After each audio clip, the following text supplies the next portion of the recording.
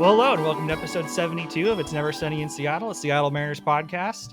It is January 29th, Sunday morning, football Sunday morning, but we are here to talk Mariners. Last week was wonderful. We talked with Jeff Ponce of Baseball America, and we talked prospects for a solid hour. And we had a second half plan talking about the Mariners a little bit, but when Jeff wants to talk prospects, you let Jeff talk prospects, and we got lots of good information. I personally think that was one of our most compelling episodes we've had in a long time. So that was great. I hope you guys learned a ton. I know I did. But we're going to talk specifically Mariner stuff today. And I am joined, as always, by my co-host, Anders Jorstad. Anders, how are you doing today? I'm doing fantastic, Evan. Can I can I tell you about a dream I had last night about the podcast? Yeah, you can tell me. So last night I dreamt that we were talking about the Mariners off season as like a complete thing as we are planning to do now. And in my dream, like we were like breaking down the catchers for this upcoming season, and I mentioned Luis Torrens, and I had like this whole thing about Luis Torrens. And neither of you guys said anything. And then later someone commented and they're like, oh, this guy is such a dumbass. He thought Luis Torrens was still on the team. He doesn't know that he signed with the Cubs. And I was like, oh man, that's a really bad look for me. So just so you guys know, I have crippling fear of like forgetting that a guy isn't actually on the team anymore when he is. So I guess maybe that's because Jerry like signed and then didn't sign Mike Ford, and it's like a we are always at war with East Asia type of deal where they just like my brain cannot like get into the right mindset of like who is and isn't of those fringe guys who we always seem to be shuffling in and out of the organization. Mm-hmm. So and anyway. Several of them have come back because we have Jacob Nottingham in AAA, right? So wait, we do? Yeah, Jacob Nottingham is as far as I'm aware, Brian O'Keefe and Jacob Nottingham are the AAA catchers this year. So yeah, it's all to me. Time is a flat circle, right? I've been watching True Detective season 1, and so I finally understand all these references, like 7 or 8 years late. And Mikey is a finalist for the 2023 SABR Analytics Contemporary Analysis Award for his article on Seam Shifted Wake. It's something we've talked about quite a bit on this pod before. And he's really doing interesting stuff that nobody else is talking about. So, Mikey, tell us a little bit about their article. Obviously, we've gone over it before, but just reintroduce us a little bit and let us know how excited you are about this, because this is a big deal, man. You're getting some real good recognition here. Yeah, I'm gonna pull it up so I can kind of look over it. But essentially, so seam shifted wake. I think the TLDR is if you think about a baseball traveling through air, it has a wake in its path, like I don't know, a boat or a duck, and a duck will have an even wake on either side of it if you look behind it. The same is mostly true for a baseball, unless what seam shifted wake is Paul Sewald has 2 seam shifted wake pitches, and you'll notice that his slider acts pretty crazy.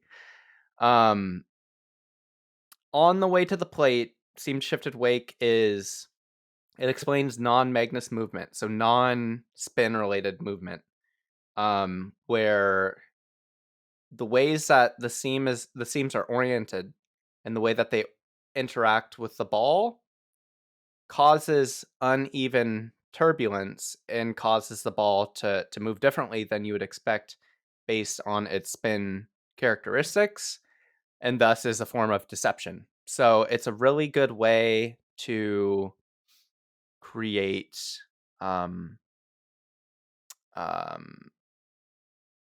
like huge movement, like a lot of the sweepers that we see nowadays, and also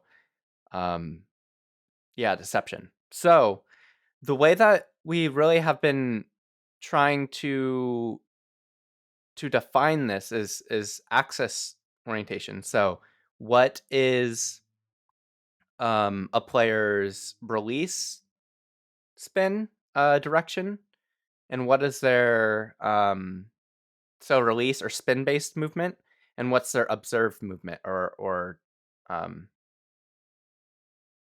which is basically like what are their like spin properties based on spin, and then based on the actual movement.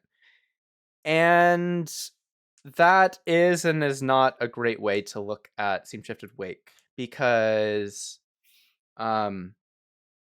if you have and this is a really, really complicated concept, so I don't need to talk too much more about it. But if you have a sinker that with 95% spin efficiency with an axis deviation of, let's say, -30, which means half of a clock hour on like a clock face.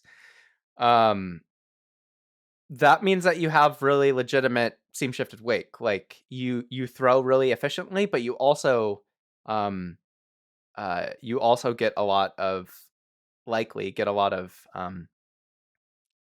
legitimate axis deviation. But if you look at a player like Justice Sheffield or Marcus Stroman, who have a really, really inefficient four seam fastball or sinker, that axis deviation doesn't really mean anything. So I don't necessarily know that it's been used as like the gold standard for seam shifted wake, but it's definitely been like the thing that people will go on Baseball Savant and they'll go, "Oh, this guy's seam or axis deviation is wild. Like he gets so much SSW." And it's like, "No, I don't think he does. At least not in the way that we're kind of talking about it." So, yeah, I just wrote about how like, like Stroman has been considered like a seam shifted wake darling. His sinker, like based on if you look at his release and movement based like spin direction, you would think that he is every single pitch he gets a lot of seam shifted wake. Really, that's not true. He only does on maybe a couple. Like for example, like his sinker is, if I'm remembering correctly, is straighter than you would expect because it's so gyro heavy.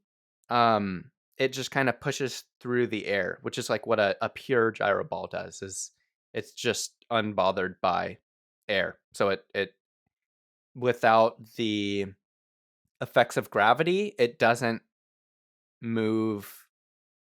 And again, it depends on physics is crazy.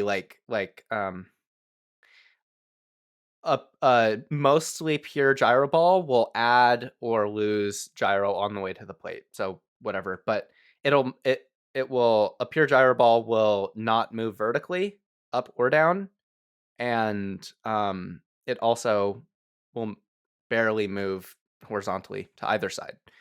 So yeah, like I just said, like we should think about the way that we're talking about these concepts, because they're really high level concepts, and the way that we're talking about them are a little oversimplified. So like axis deviation is helpful, but only when considered with other metrics, and we hadn't been.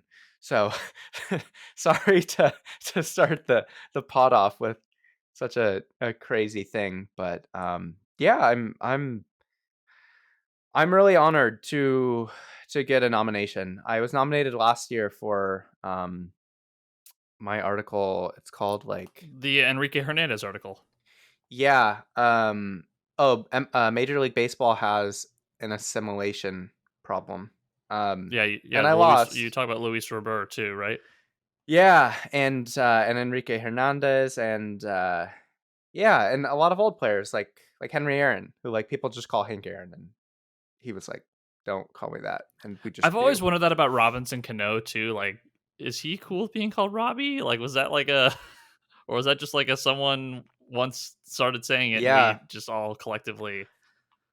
Eric Anyway. Wedge can't say last names that don't end in a Y. That's his whole thing. So he had to Well, get that's a used to very it. baseball coach thing. That's not just an Eric Wedge thing, but yeah. I don't know. I feel like the players did call him that, which I mostly feel like is a good sign, but also I feel like Luis Robert is like a really good example of that, where like I don't know what he said about Lou Bob, but it's just such a bad like it's such a bad thing. Like to force your kind of your culture and your I mean anglicization onto these players. Um so I don't know. Yeah. But yeah, is an honor, and I'm like, every time I think it's kind of shocking. Like I actually self-nominated myself, and I said that in December. And I think some other people did nominate this article too, but I do feel like it was worth consideration. But I think when you see your name with 4 other names, that, like, I don't know, certain people that before I started writing, like, I was reading every day. Um, really wild. So I'm really honored whether or not, I actually win the award or not. But yeah, two-time SABR award nominee, baby. So yeah. Can I ask a follow-up question about the seam shifted wake? Yeah. You mentioned that it adds deception, and when I was listening to your explanation of it, it makes sense to me. My question is this: are pitchers able to control the consistency of the results, or is it more like a knuckleball where it's a little unpredictable, and that's kind of the idea? As in, like, okay, let's say Paul Sewald has seam shifted wake on a slider. Does that mean he's consistently hitting the same type of seam shifted wake for the same effect, or is it adding a level of variance and unpredictability to the pitch that the hitters are just guessing at? Which of those is it? I would imagine that the more spin efficiency you have on your pitch, the more predictable your movement will be for yourself. Because that means that, again, the amount of, like, one way to look at spin efficiency is if you have a 94% spin efficiency on your fastball, that means that 94, let's say you have a 2200 RPMs. That means that 94% of that 2200 is going towards your movement. And so there's 6% that is not. So I would think that we see that with sweepers, which generally are, like, I would say 50 to 60% in spin efficiency. Those are pretty difficult for guys to command, unless you're a freak like Paul Sewald. But with sinkers, like, guys don't seem to have as much of an issue. So I think it's, like, how big is the movement? Especially if it's movement that, like, with a sweeper, you're kind of changing a pitch that would normally be a more traditional slider into, like, a big, like, frisbee slider, which is really different. Um, Whereas, yeah, sinker, like, it might just be adding a little bit more arm side movement. So that's what's kind of coming to my head. I'm sure there are some physicians or smarter people who are like, you're a dummy, but that's what I think. So the short answer to that would be it depends on the pitch and the pitcher, which obviously, of course, but the different pitchers and different pitches are harnessing the seam shifted wake differently for different effects, even if it's all kind of a similar, like, deception result. That's very interesting, I think. Let's talk actual Mariners. So let's do the major league acquisition first, right? Tommy Lastella, famed potential Mariner of 2 off seasons ago, is officially here now on a major league deal. Durs, let me ask you. We talked a little bit on the Lookout Landing podcast about it. Does he even make the team? What's his fit look like? What is your read on kind of what they want him to be for this team? What does a successful Tommy Lastella Mariners season look like? So first of all, I want to point out the fact that, as you mentioned, he was like a popular target before the 2021 season. Me and Mikey had sister articles at Lookout Landing in the same week arguing for the Mariners signing Tommy Lastella. That was my article. And the Mariners should signing Colton Wong, which was Mikey's article. They didn't sign either one, and now they have both. So it's kind of funny that, like, it all came around. And I know people are talking about, oh, Jerry always gets his guy, even if it's like 6 years late or whatever.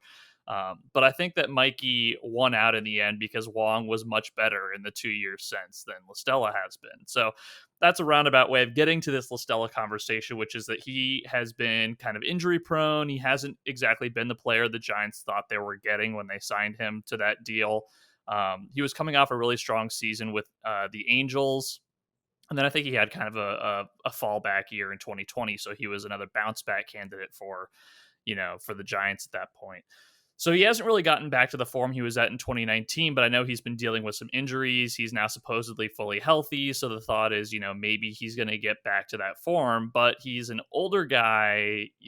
He's very limited defensively. They signed him to the major league minimum. So to me, it's just like a glorified minor league signing. Like, I don't really think his spot on the team is at all guaranteed. But as I pointed out on Twitter, they have been doing a lot of signing like third baseman quad A players. And I mused that maybe they were, preparing for Suarez to take more DH games this year. I also mused that like maybe there's some sort of injury they're concerned about, or they're concerned maybe that he will become more injury prone as he gets older. People kind of push back against that, understandably. I'm not saying I'm worried that he is injured at this moment, but I think they're being cautious, mostly because last year Suarez did hit the IL and we had to play Drew Ellis at third base for like a week. And then later in the season, it was Jake Lamb who we had to play at third base, which was also not ideal. So they basically have just added a bunch of third basemen to the pile between Lastella, between Colin Moran, between Jason Vossler, who they had Jason Vossler. What? I don't, J name. Didn't he get released yesterday? Yeah, I was about to say they had him on the roster for a week and they cut him. He is no longer RIP. And then there's the Teterovich guy. What's his name? Yeah, Tenerovich. Tenerovich. I don't know how you say Tenerovich, I believe. But he's a potential breakout guy because I guess he's been working with a personal coach, like kind of a lot of analytics, driveline type of stuff, but for hitting, obviously. And he's been putting up really impressive numbers. So they have like this amassed pile of potential backup third basemen. My only problem is I'm not confident that any of them would be a replacement level player if Suarez went down, right? Is any of them going to be better than Jake Lamb was? Is any of them going to be better? I mean, I hope they'd be better than Drew Ellis was, but I would rather they have gone out there and like traded their sixth most interesting relief pitching prospect to the Royals for Hunter Dozier or something. Like, just get a guy who is going to be capable while a guy is out. But I think that's kind of the Lastella story is if there's an injury, Lastella is the guy that's going to step in, whether that's to France, whether that's to Wong, whether that's to Suarez. Lastella is going to take over at that point. But if there's no injury, I kind of wonder what the role for him is, because between Moore and Haggerty, you have your infield backups pretty well established, and those two guys I think are much more interesting than Lastella is. So I don't know. What was your read on the signing when you saw it? Is that kind of how you take it, or do you think it's more likely he makes the team? I think he is here in case somebody is injured in spring training, right? That's really what this is. This is an invite for him to come in and play all spring. And if he looks great and they don't have a spot for him, cool. He lands with another team because he looked great in spring training. If he plays great and somebody's injured, cool. There's a spot for him on the major league roster. He plays bad and everybody's healthy. Goodbye. I think that I made the joke on the other pod about how this is a Patrick Wisdom situation where people are kind of scratching their heads at the major league contract and like, why did he get that? I don't think it really matters. I think that was extra incentive to get him here. And we're like, hey, we'll give you a real shot instead of like immediately sending you to AAA, knowing that you're a veteran and you can, he has like a 130 WRC plus in healthy seasons, but it's been a while. He's been pretty dinged up the last 2 seasons. I just don't see him sticking here. And that's fine. Like you said, we had probably our darkest moments last season were in May, but then the second time was in September when Suarez was injured. And we were looking at the lineup like, oh boy, we're in the home stretch. What do we do? I think that having somebody like him who could potentially fill in that spot is good. Like we said, in an ideal situation, they don't need him. And, you and I are coming around quite a bit on Cooper Hummel. And I think in a perfect world, Lastella doesn't need to play third base because Suarez is healthy, so that's not what they need him for. But they may need him at first base. And hey, maybe Cooper Hummel hits and is in that spot instead. I think that's what the team wants. And you said, hey, like we could have traded, one of our relief pitchers or whatever for somebody. They kind of did trade an expendable prospect in Kyle Lewis, as much as it breaks my heart to say that, for somebody. So they kind of did that. Yeah, in an ideal situation, this will all be a totally moot point by April 1st. I do think it's worth noting that, to your point, and as I mentioned earlier, this is a glorified minor league deal because if Colin Moran makes the team, he will be making the same amount of money as Lastella. The only difference is that they are guaranteeing that money to Lastella up front. So they are already, promising to pay him the $750,000 rather than, if you make the team, you'll make this money. So yes, I do think it was just an incentive to get him here. I don't think it's indicative of the fact that they're like going to carry him all season. In fact, I would be shocked if they did. But yeah, it's a depth move, and it's frustrating because we were waiting for that, extra bat signing that was coming, because they did tease, like a couple of weeks ago, that they were going to be looking for another bat, and it turns out the other bat was just a league minimum guy. So I don't know. It's one of those things where like Jerry says something and everyone gets really excited, but it's just that Jerry is very transparent, and just because he said he's going to get another bat doesn't mean that bat is going to be the dreaded Brian Reynolds. It just means that the bat is going to be someone. So. And Jerry's always kicking the tires, much like John Schneider. He says, we're always in on everything. We're having every discussion. I think Jerry has lots of discussions just to see what's out there and what stuff could look like. But you mentioned the other guy who could potentially be playing in this exact same spot on the roster, which is Colin Moran, former first round draft pick, a guy who hasn't really broken out yet, who's been kind of underwhelming. You said it's possible that he makes the team in that spot. Do you think that he's a better fit for this squad and for this roster, the way that it's constructed, or do you think that it's kind of a wash and it doesn't matter? I think ultimately it's kind of like when you throw a bunch of relievers together in a pile and you just see which one sticks. I don't know how much of an appreciable difference there is between Moran and Lastella, especially at the big league level. Moran has never cracked one WAR in a season. Although he was at one point a top prospect, and Jerry loves his former top prospects, he has had a couple of full big league seasons, and he put up 0.6 WAR, 0.3 WAR. Last year, he had 0 WAR in 42 games. So maybe this is the replacement level guy I wanted. So in that sense, maybe I'm more confident in him just defensively being able to handle third base than I am in Lastella, because as I mentioned, Lastella is older. Lastella has had a lot of injuries. Whereas with Moran, he actually played some third base last year, and that's kind of, he's been that corner infield guy. So I guess if I had to pick between the two, I would prefer Moran if there's no injury. But if there's like an injury to, like, God forbid, Ty France gets hurt and misses like a month, I think I would rather in that instance Lastella take over. But if everybody is healthy, I think I'd rather Moran get a crack at a roster spot if there is a spot open for one of the two of them. I like it. I like that you have an opinion on that, because I definitely don't care either way. But I do think there is a real reason to think that Moran is the better defender, and that just from a purely, like you said, replacement level perspective, if he's just there to plug a hole for a week, like that's fine for 10 days while somebody's on the IL. This is the only podcast where you'll get an opinion on Colin Moran. we promise you that much. The last guy the Mariners have signed since we last potted is J.B. Bukauskas, and there are some interesting things. He throws hard. He's a former first rounder. He was claimed off waivers, so it does seem like he, relative to some of the other guys that they've signed this offseason for the pen, I feel like he has a good shot to break the camp with the team. I made the comparison to Will Vest kind of last year, as they might give him a shot, but not a very extended stint if he doesn't look very good.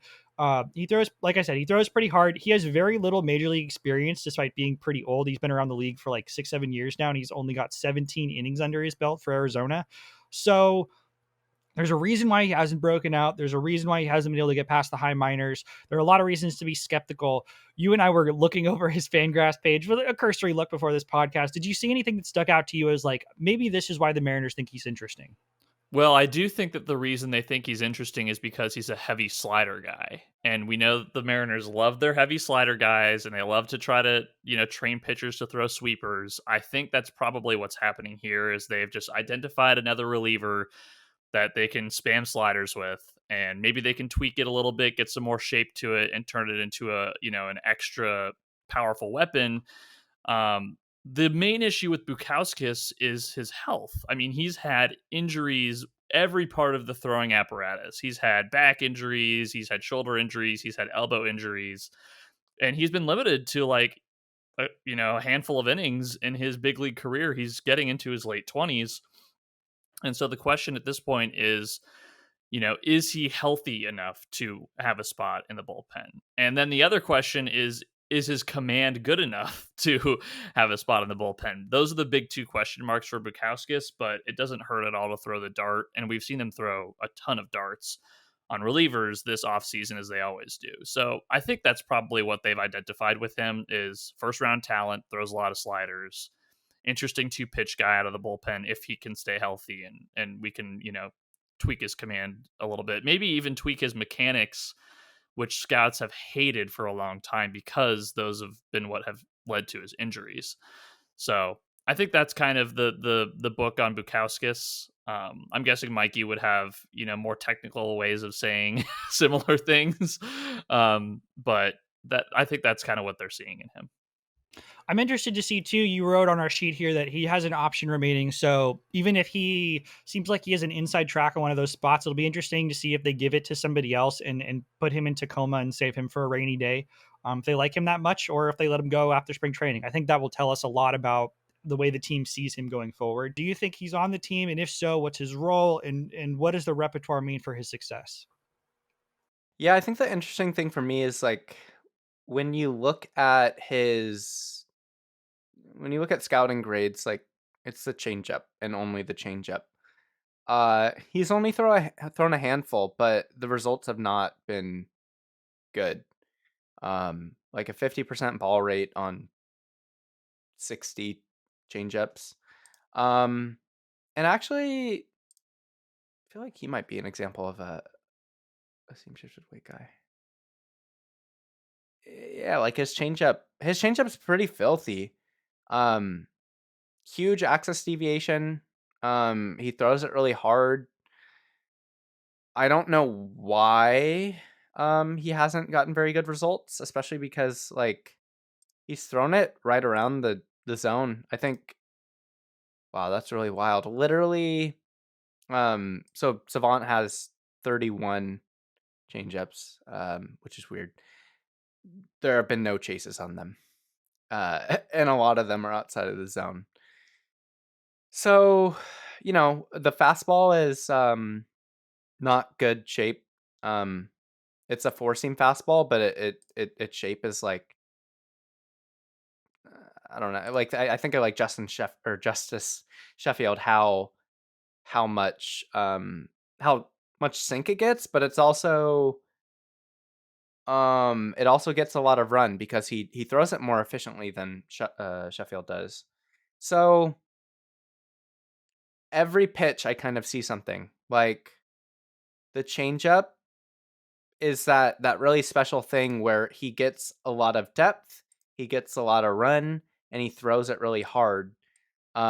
Which if you can command it, which I imagine is the issue, that's how you become Pablo Lopez, who by his changeup traits, like people are like stuff models are like, this is not that good. This is like a 105 plus changeup. To which I say, like, your changeup model sucks. So the changeup is interesting. I wonder how he gets that dialed in.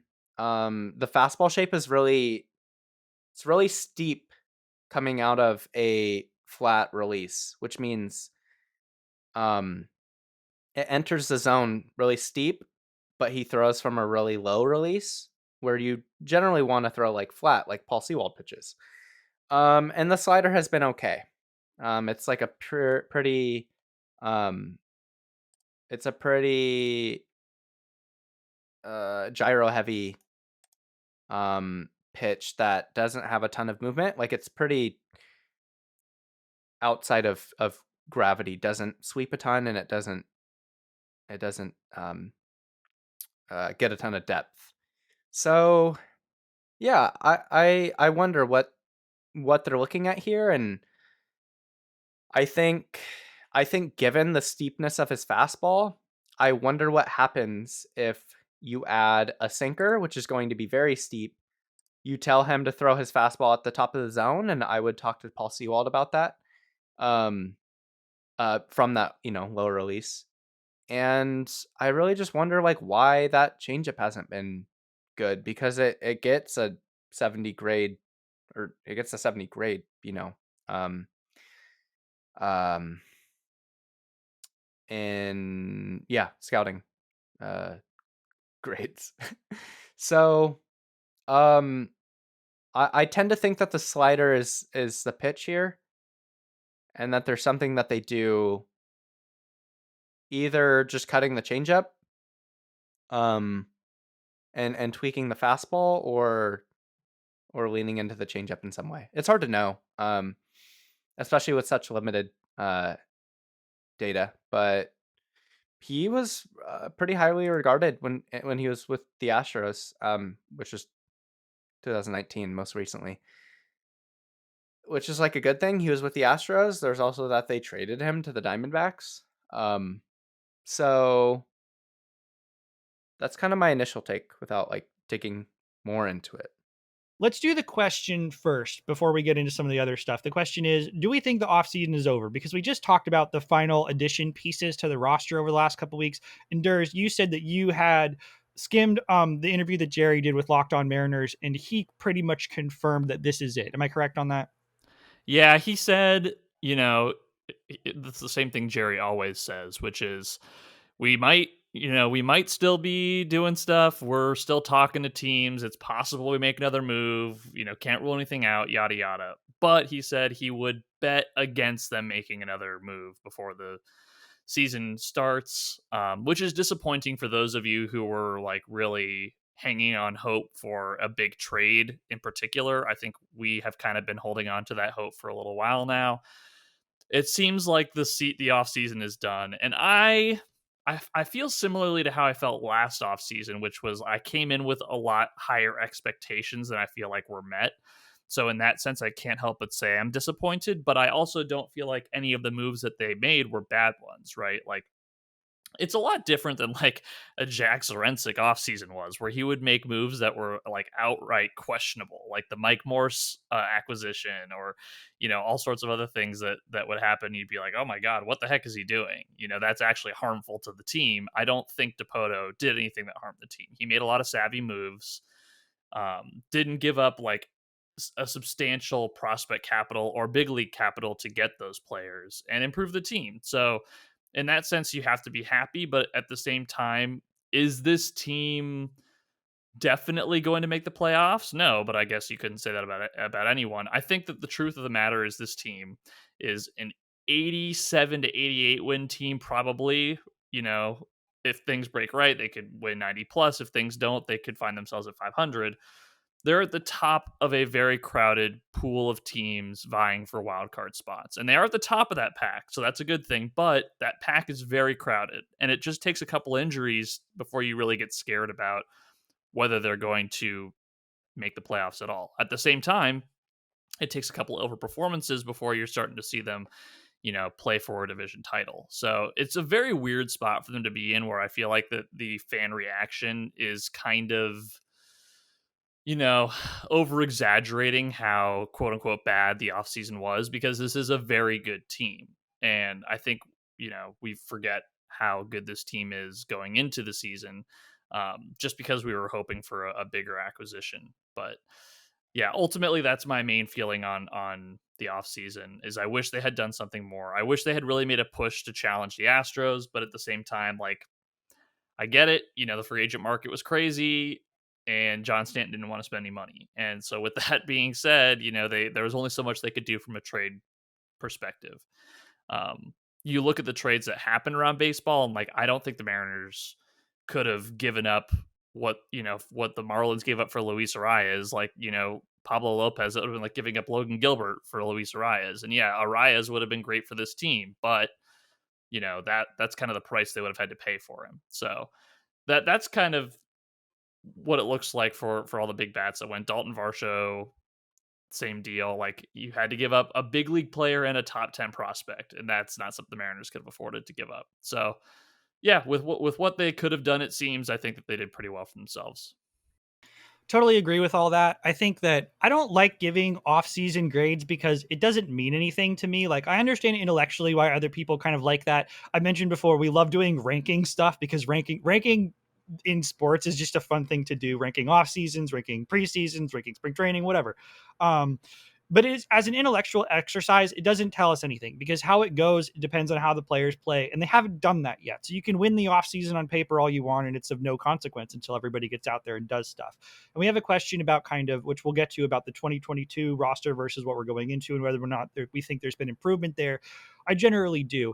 In terms of grading this offseason, I empathize with a lot of the disappointment and the negativity that a lot of people have had. People who listen to the other podcast that I do with John and Kate know that there is kind of disappointment at Lookout Landing in particular about the way that the Mariners have gone about this offseason. In hindsight, I think my disappointment is less what they actually did and more the messaging that came around it, because it for 2 years in a row, it has felt like they were teeing themselves up to do something big and then didn't, and kind of didn't really give us an explanation as to why. And we all kind of felt like we were left standing there. But that has nothing to do with the actual construction of the team in terms of what's actually here. I like what's here. I like Teoscar Hernandez. I think that Pollock might be washed, but if he isn't, is a good fit for this team. I think that, and you said it best, which is that Dalton Varsho got traded for a big leaguer and a prospect. What I did not want the Mariners to do this offseason was to try and improve the roster at the cost of trading some of the cornerstone major league pitchers. The big one was Logan Gilbert. There were a lot of people throwing around Gilbert for Brian Reynolds trade ideas, and I'm having none of that. Like, I'm just having I'm a none lot of of it. people, because I think we discussed that very thing on the podcast. We did, yeah. But no, but it was your idea, but it's been lots of people's idea, because the general thought is, hey, the Pirates want a pitcher, right? A young pitcher. And so, hey, he's our young pitcher. He's successful. He's in the major league, blah, blah, blah. I'm not interested in selling what we've already built to build something different. I'm interested in adding to what we already have and establishing that core. So the Mariners not trading Kirby, not trading Gilbert, not trading Brash, I'm okay with those things. And like you said, they were a playoff team last year. They arguably overperformed a little bit, but they were basically a 90-win team last year. They're coming into the season at 87, 90-win team. I don't see any reason why they can't go to the playoffs again. Did we all want more? Did we all want them to sign a Trey Turner or an Aaron Judge and just blow the doors off the possibility of them, repeating again? Yeah, we did. But there are 29 other teams competing for every single one of those players. And it was, in terms of the actual contracts that the guys we were really hoping they would signed, they're kind of strange. Like, this has been a weird offseason for that. There was the whole Correa saga, which went on and on and on. There was Turner getting 11 years, which is a lot for him, given that he's a speed player. There was the Aaron Judge saga. I think Turner got 13, but yes. 13 years? Yeah, Didn't it was he get... Bogarts that got 11, or they both get 11. Okay, yeah. I don't know. Anyway, it was a lot of years. Fair enough. He's an interesting name to add to the pile. But I think let's move on to the reason why I think a lot of our listeners are going to love this episode, which is the ZIPS projections, because everybody loves a good ZIPS projections episode. Everybody wants to hear about that. The Mariners are not honestly predicted to be very good. I think the projections have us at 87 wins, right? But not in the playoffs. But I'm actually going to kick it over to you, Durs. I think there are a couple of legitimate snubs on this ZIPS projection sheet that are really underestimating some of the Mariners players, Suarez and Kirby in particular. But I want to get your take. What was your initial thoughts just kind of on how it's ranking the Mariners overall and who you expect to break out? Yeah, I was a little bit surprised at the Eugenio Suarez projection in particular. They only have him for 2.1 F4. That's lower than they have for JP. That's lower than they have for France and White. That's lower than they have for Robbie Ray. I don't think that that's what's going to happen. But at the same time, it counterbalances on other sides, because I'm surprised on the other end at how high they have Colton Wong and Dylan Moore at 3.2 F4. So, there are definitely spots where I'm just a little shocked. I think the number one where I would definitely hit the over is in the left field position, where they have 0.8 WAR. And the reason is not because I'm particularly high on Jared Kelenic, or whoever else they throw out there. The reason is because they have so many options in left field that I don't think anybody will be there long enough to fail that long before the Mariners pull the plug and put someone else out there. Now, of course, there's a possibility that everyone they put out there sucks, and then maybe they do have an 0.8 F4 season in left field. But I feel like between Trammell, Kelnick, Marlowe, whoever else, Zach Deloach if he comes up, I feel like you're gonna get someone who is going to put together a season in totality that's a little bit better than that. So I would probably put it in like a 1.5 F4 bucket for left field, which is certainly not world beating, but that's like a half, just more than a half win better than what they have, which that can really start to count things up. I think that we as a collective society in Mariners fandom are like really hyping up George Kirby. I don't think the 2.6 is egregious for him. I think that you have to consider that he has not thrown like a ton of innings. Last year he threw way more innings than he's ever thrown, and we have seen before that when you throw a lot more innings the season before than you did the season before that, then your next season tends to be a little bit of like a slumpy season. So I'm a little bit concerned about, the workload coming and catching up with Kirby and him not necessarily being what we all think he could be right away. And so I think 2.6 is pretty conservative. But Mikey, is there any projection particular that really, I guess spoke to you or that you were surprised by? Yeah, I think left field does stand out too. I don't know. I think I could see the 0.8 WAR. I mean, we've seen that Kelnick at his worst is, well, I guess really at his worst was like a negative 0.5 WAR player in 2021 and basically even in 2022. So I think, I mean, they're really going to protect him against lefties, but I think if you're expecting him to start 60 to 75% of games in left field, I don't think that they'll let him struggle for that long. But none of the options are particularly great. Like, I could easily see Kelnick just, I mean, I'm really hoping that he's just like a 2 WAR, left fielder that he can hit righties and kind of sucks against lefties, but like he has really learned how to field and can run and whatever. But I could see him hitting to the point where he is, I don't know, he breaks even or he's a slightly negative WAR player even in limited time. Pollock is like, I think, turning 36 this year. Haggerty had a really great year, but I mean, he fell off towards the end of the year, and that was probably legitimate. People were like, it became like a Erasmo Ramirez thing where people were like, why isn't he playing more? Like, and it's like, because he's not great. And then, yeah, like, I don't even know. Yeah, Marlowe, like, I have questions about his kind of holes in his swing. Are there any other left field options? Did you say Trammell? Trammell, just can't hit lefties. But he doesn't have to if he's with Pollock. So that, I think, to me, Sure. that's like the ideal platoon. And I love Jared. I hope he's good. But if he sucks, like I would immediately implement the Trammell Pollock platoon in left field. I feel like that's like a perfect marriage. Yeah, hopefully. I mean, I was actually encouraged by the was it Baseball America, right? Article. Yes. Kind of what Yeah, the one people on had been saying. on players. Yeah, they did an interesting article on like former top prospects who are like now like kind of busty but not totally busted. Busty. Kind of busty. And then yeah, I don't know. I think the Wong and Moore. I guess I just kind of agree with you. Yeah, Wong and Moore kind of surprising at 3.2. People pointed out Teoscar Hernandez and we're like 1.7, like that's so low, but he's also going to get some DH time, which I And he's don't also kind of like, know. is he better than Winker in the? He's got to be better than Winker in the outfield, but he's not like substantially better, right?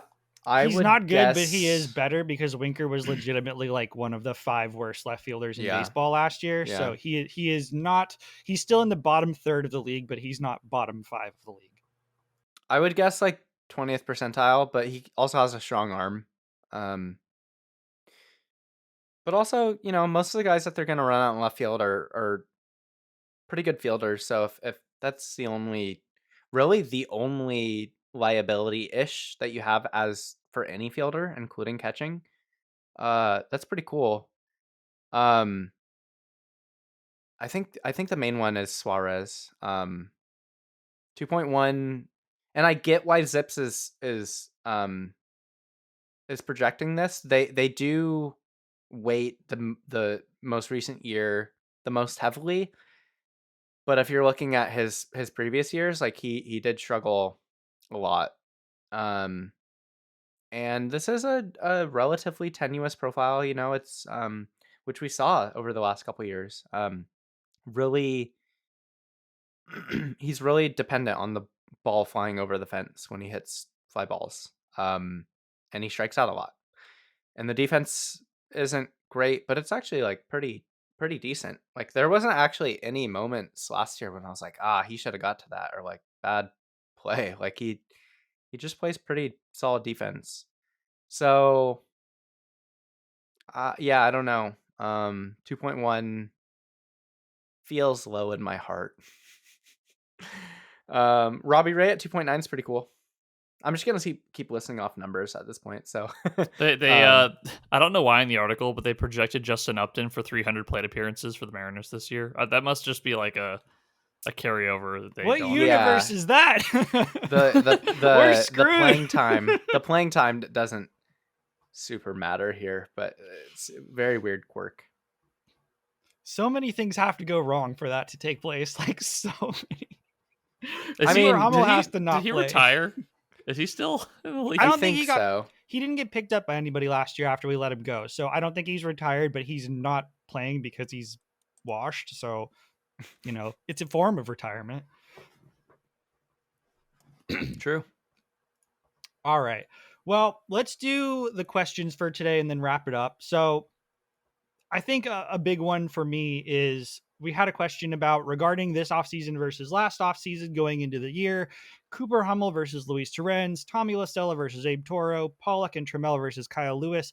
How do we feel our depth / bench have improved or not this offseason? My initial answer to that is I think a lot of what the Mariners did this offseason was trade some amount of upside for some amount of certainty, some amount of floor, right? Like the expectation isn't Abraham Toro was a real prospect last year. He didn't hit, but we were looking at his AAA numbers and thinking there's real upside to this guy. We don't quite have that feeling with Colton Wong, but we're much more sure that the defense is going to hold him so he can play second base and that he's at least a platoonable enough player that he's going to hit his weight enough to stay in the lineup, which is not what Abe Toro did. So I think, and similar to like Teoscar Hernandez versus Mitch Haniger, whether or not Mitch is better is beside the point. We expect Teoscar Hernandez is going to play more than Mitch did last year. So are they better? I don't know if the upside is as high because, like Kyle Lewis had a lot of upside. How the season went for him is very different than the upside we once imagined. But I think that this team is a better bet to be good on the field and to be consistent on the field. And I think that the Mariners had to remake themselves a little bit last May when they kind of had the falling out, and then they did some shuffling. They had some off the field meetings and kind of came back together after the Anaheim fight, which is sort of the big moment that everybody remembers as the turnaround from last year. What my hope is that this year they don't need to do that. There'll be some more consistency from the jump, and that they won't have to deal with quite as much shuffling of the deck chairs in the middle of the season. That's a convoluted way of saying I don't know if they're better, but I think they are a better likelihood to be better in terms of results. What do you guys think of that? That was literally my exact take. So you stole it right out of my mouth. I think it's. I guess it's a good sign that they're signing some hitters, even if they are literally 36-year-old AJ Pollock And I don't know, 32-year-old, not that great for the past 2 seasons, Tommy Lastella. Notable that they're moving on from. I think it's always a great move to move on from relievers. I adore Eric Swanson. And Matchko was interesting. Although I was interested to hear that Jeff Ponce didn't love Mako. But yeah, to trade a reliever and a future reliever for Teoscar Hernandez is pretty cool. Even if that kind of looks like them in Haniger in a way. Moving on from Winker and Haniger and Lewis, I think is, a good thing, and does speak to the kind of movement towards certainty. Because if we're going into next year with all of them, it would have been like, and a lot of the guys. So I think it's mostly floor. That we're looking at, but like guys like Tommy Lastella like does have some upside. And it's notable that teams like the Giants were interested in him. Like I always think that is an important thing. Because the Giants are really intentional about the guys that they bring in. Cooper Hummel, like I know we've talked about a lot, but hasn't done much of anything, so it's hard to say that he's like a floor guy, but I do think that he has upside. And the whole reliever pile that they brought in is they're all interesting in their own ways and should at least, I would think, there's 6 names that we have listed. They should at least add 1 or 2 of those guys to the bullpen to just fill it out. And I really think that like Trevor Gott, and I think really him specifically, I feel like I'm blanking on a name. Like him in particular, I think is going to be pretty interesting this upcoming year. Well, we didn't even list the prospects who they could call up. Isaiah Campbell, Prelander Baroa. Yeah. Yeah. So I think kind of probably starting off the year with 1 or 2 of these guys, and yeah, maybe I think Campbell in particular gets the call pretty quickly. But like, I mean, this is kind of like as unsexy as an offseason can get, especially when you've made this many moves. But they have they have deepened their roster. They have improved their roster. They have moved the error bars in, at least from the side of like doing bad or not playing for some players. So yeah, I mean, I tend to think that they're kind of done, right? Well, that's what Jerry said. Yeah, like unless something comes up, but I think if you shift things around, I think Jerry actually said this too, but I do think if you shift things around, where like Teoscar Hernandez is like the last signing, this probably looks pretty good, right?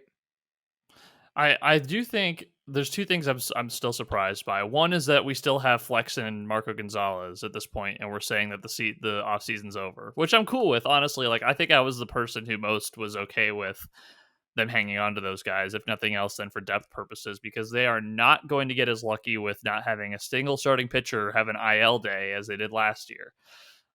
We've very recently seen them, have to use 40 starting pitchers, or not 40 starting pitchers, 40 pitchers in a season. And, it's very possible that this team will need to go 8-9 starters deep this year. So having those guys as your 5 and 6, not totally a terrible thing. The other thing I'm surprised by is that if they weren't going to sign any external free agent contracts, that we didn't see any extensions. And we still probably can and maybe will, up even through opening day. I think JP's extension came like 2 days before opening day or something. So I think it's totally possible we see like a Teoscar extension, maybe a Ty France extension, maybe a Logan Gilbert extension. I think those are probably the three most likely players that we see potentially extended. Maybe even a reliever like Seawald getting a 3 or 4 year deal or something. But I think those guys are very much possible extension candidates. So be interesting to see if they end up using that money in that respect if they don't use it on free agents, because they didn't use very much free agent money. Good stuff, boys. Last question for today is a Mikey question. John wants to know about Matt Brash's cutter, which we've talked about before, but we can go into again. And he said he feels like you are anti-cutter. I've talked about it before, and then I was like anti. I don't know. I don't know if if I've expressed that sentiment. I let's see. I like cutters, depending on the cutter. I think that it is a good thing for Matt Brash to add a cutter. What we know about sweepers is that generally speaking, they're not whiff pitches, or they're not. Well, oftentimes they're not whiff pitches, but they're not chase pitches. So he throws out of the zone a fair amount, and a lot of the time, I think like 28% of the time, guys, I guess, will chase. I should have said the other way around. Most of the time, guys won't chase on them, which is fine. But I think to make those look more alluring and to throw more strikes, because he's basically, if you think about like a right-handed hitter, he's busting guys up and in with fastballs, throwing his two variations of sweepers away. Kind of the same thing with lefties, but it's up and away and then back foot. The cutter allows him to, against righties, like throw front door, maybe a front door cutter, or just throw a cutter like away off the plate. It allows him to bust lefties in on their hands, and still throw that fastball away. So it's kind of just, splitting the difference between the fastball and the sweeper, which, like, not only vertically but horizontally. It looks like, based on what Chris Langan, like what I've heard him saying in those videos that have been posted, ideally you want Brash to throw something with a couple inches of cut, but more than anything, you want him to just be throwing it hard. And we know that he can already throw his sweeper 88, like set 88. So I think it's fairly likely that when you see him go into the season, like he's throwing 91 or 92 with his cutter. Maybe maybe he backs off the sweeper a little bit because it's been pretty hard. It might be like more 86. We've seen that it's like been 83 or whatever, 81, 82, 83, 84 in these bullpens, but he's not throwing 100% effort, which he does in game. So I think you're just going to see a more well-rounded pitcher. The thing that I worry about, that I've talked about a lot, is cutters. Like, the difference between a cutter and a four-seam fastball is you're either pronating or supinating, and they're different. And so I think what cutters have the tendency to do is cause pitchers to cut their fastballs more, which means to throw with less efficiency, and for Brash would mean less fastball ride. Hope that doesn't happen, but I think especially with like low release guys. But it's, I think, probably worth a shot. I mean, we said that about Chris Paddock, and look at him now. Well, he did get a contract extension, but he's not what he was. So I think it's a good thing. That's the short form. Is I'm not anti-cutter on the whole. I actually think that guys who cut their fastballs should just throw cutters, just lean into it. I think it's good that Matt Brash is throwing a cutter, and I think it's really gonna change what he looks like. So, I don't know. Any thoughts there? No, No. I think that that's something that people have touched on in regards to like, could he be a starter now that he has another pitch? But I think that if we were looking for him to be a starting pitcher, you would want something that moves the other way, or like a changeup perhaps that he could use better against lefties. And I don't think that that's coming at this point. So Yeah, I feel like his stuff is good enough. It's really just, I think, command. Like I think his command's good enough to really all he's got to do is throw a sweeper in the zone. Like guys are not going to hit it hard, even if we have seen guys hit it hard sometimes. I think especially as you're adding a cutter, what looks like a cutter is going to be a sweeper and vice versa. Yeah, I mean, just looking at his numbers, like against lefties, he throws a lot more balls with his sweepers than. No, actually, no. He actually throws, yeah, pretty equal across the board. So I actually think he could do it. He just doesn't have a pitch that he like really reliably throws for strikes right now. And I think the cutter might change that. Whether it's the actual cutter or the fastball are the two very likely things. So I think we overestimate how much pitches kind of act symbiotically, but I do think that this is an example of, where he could really get one of his pitches going. So it's really exciting. And to address that, I don't think Matt Brash is a starter. Yeah. And I think you want to use him like not only how he's best fit, but how he fits best for this team. And this team really benefited from getting that guy like in high leverage situations, and he almost exclusively like got them out of them. So really valuable guy to go multiple innings um and to like really suppress hard contact. I'm excited to see what Matt Brash looks like in spring training. That's for sure. That will probably be the last we hear of him starting. I'm under the impression they're going to give him some length in spring training, but they're probably going to put him back in the bullpen. Like Mikey said, we need a dominant relief pitcher much more than we need a guy who may or may not be a starter. We have several of those in the fifth spot. But we're going to wrap it there for today. We'll be back soon. Pitchers and catchers report in less than 3 weeks. So we are on the cusp of baseball. We are on the cusp of spring. It feels good. I'm Evan. You can find me on Twitter at Evan James Audio. You can find Mikey on Twitter at _Kuya Mikey, award nominated _Kuya Mikey. You can find Anders at Anders Jorstad. You can find the podcast on iTunes, Stitcher, Apple Podcasts, Spotify, wherever you get podcasts, wherever you stream.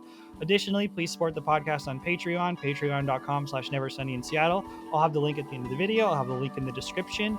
You can also join the Discord. I will have that in both the link in the description as well. Thanks for listening. Go Mariners, and we'll see you in a couple weeks.